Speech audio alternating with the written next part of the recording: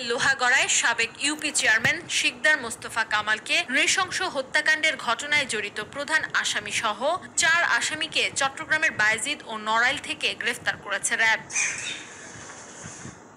রাজধানীর কারওয়ান বাজারে এ বিষয়ে সংবাদ সম্মেলন করে সংস্থাটির আইন ও গণমাধ্যম শাখার পরিচালক কমান্ডার আরাফাত ইসলাম।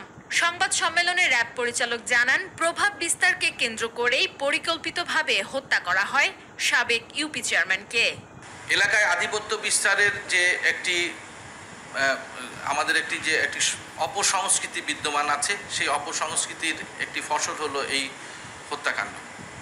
এবং এই লিপনের ছত্রছায়ায় সে দীর্ঘদিন এলাকায় চাষের রাজত্ব কায়েম করত, চুরি ডাকাতি এবং বিভিন্ন ধরনের মাদক সেবন এবং মাদক কারবারের সাথেও সে জড়িত ছিল। এর বিরুদ্ধে এই মামলাটি ছাড়াও আরও 3টি মামলা আছে।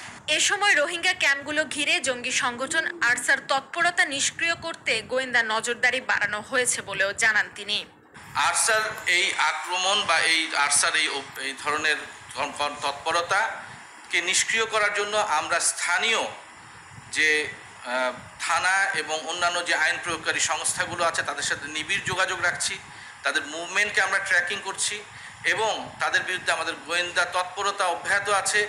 আমিনা হীরা, মাই টিভি, ঢাকা।